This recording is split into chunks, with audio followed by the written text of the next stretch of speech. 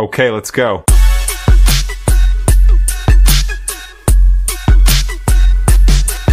Asi každý to pozná. Celé do obedie sa v kuchyni šíri vôňa pripravovaného vývaru.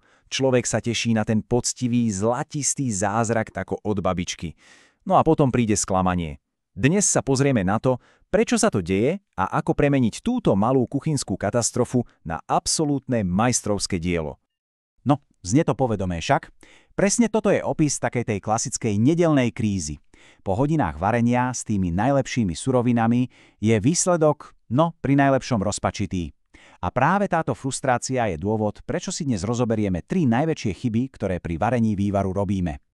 Odpoveď je v skutočnosti prekvapivo jednoduchá. Vôbec totiž nezáleží na tom, čo do toho hrnca dávame. Teda, samozrejme, že kvalitné suroviny sú základ, ale to kľúčové je, ako sa k ním správame. A toto je tá najdôležitejšia myšlienka, ktorú si treba odniesť. Absolútne kľúčová zmena v myslení. Na vývar sa musíme prestať pozerať ako na varenie a začať ho vnímať ako pomalé, jemné lúhovanie, ako prípravu čaja len s mäsom a zeleninou.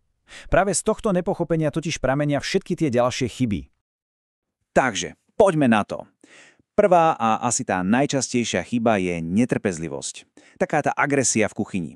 Práve tu, hneď na začiatku, sa rozhoduje o tom, či bude výsledok číry a zlatistý, alebo mútny a sivý. A čo je najhoršie, táto chyba sa už neskôr nedá napraviť. Predstavte si, že hodíte mäso do bublajúcej vriacej vody.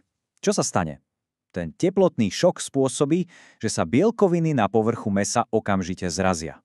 Vytvoria takú nepriepustnú vrstvu a všetka tá úžasná chuť a sila zostanú uväznené vnútri.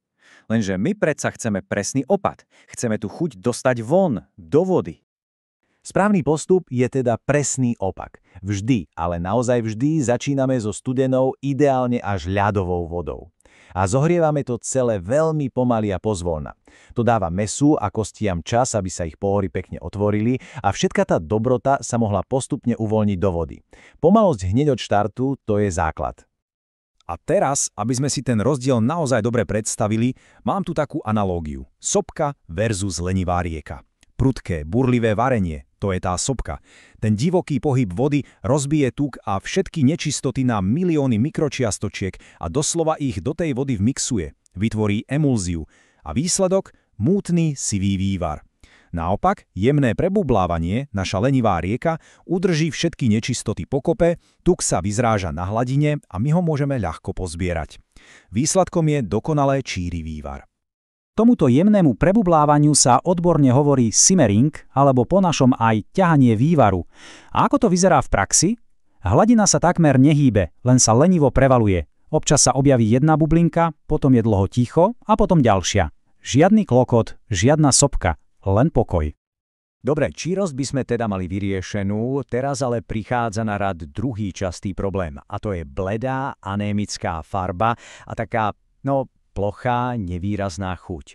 Aj na toto však existuje riešenie a opiera sa o čistú chémiu. To kúzlo, ktoré hľadáme, sa volá Maillardova reakcia. Je to vlastne veda o hnednutí. Je to ten istý proces, ktorý dáva stieku tú úžasnú kôrku alebo chlebu jeho farbu. Keď sa cukry a bielkoviny spolu zahrajú na vysokú teplotu, vytvoria stovky nových chuťových a aromatických zlúčenín. Surové ingrediencie, ktoré len tak hodíme do vody, túto reakciu nikdy nespustia. Ako teda túto mágiu dostať do nášho vývaru? Sú na to 2 úplne jednoduché, ale geniálne kroky. Poprvé, kosti a koreňovú zeleninu treba najprv poriadne opiecť. Najlepšie v rúre, pekne do zlatohneda. A po druhé, ten absolútne kľúčový trik, opálená cibuľa. A pozor, tu prichádza ten profitip. Cibuľu v žiadnom prípade nešúpeme. Samozrejme tú vrchnú, papierovú a špinavú vrstvu dáme preč, ale tú pevnú, zlatohnedú šúpku tam necháme. Cibuľu prekrojíme na polovicu a na suchej panvici ju reznou stranou opečieme až do čierna. Tá spálená časť dodá vývaru úžasnú hĺbku chuti, to známe umami, a zlatá šupka zafarbí vývar ako najlepšie prírodné farbivo. No a sme vo finále, tretia a posledná smrteľná chyba. Táto je možno najzákernejšia, pretože dokáže zničiť inak úplne dokonalý vývar v poslednej chvíli a týka sa dochucovania, konkrétne načasovania solenia. Možno si poviete, prečo by som nemal soliť na začiatku? Veď vodu na cestoviny alebo zemiaky solím tiež hneď. To je síce pravda, ale vývar je úplne iný príbeh. Platia tu úplne iné pravidlá. Je to jednoduchá fyzika. Vývar sa ťahá celé hodiny. Počas toho času sa značná časť vody odparí, odborne sa tomu hovorí, že sa redukuje, no a zatiaľ čo voda z hrnca mizne, soľ tam zostáva. Takže ak ho osolíte na začiatku, keď je v hrnci povedzme 6 litrov vody, na konci, keď jej tam budú už len 3 litre, bude koncentrácia soli dvojnásobná. Je to najľahšia cesta, ako vytvoriť nejedlé, presolené more. Pravidlo je preto úplne jednoznačné a nekompromisné. Soľ prichádza na rad až na samom konci, keď je vývar hotový, predsedený a už ho nebudeme ďalej variť ani redukovať. Až vtedy ho ochutnáme a dochutíme presne tak, ako potrebujeme. Ani o minútu skôr.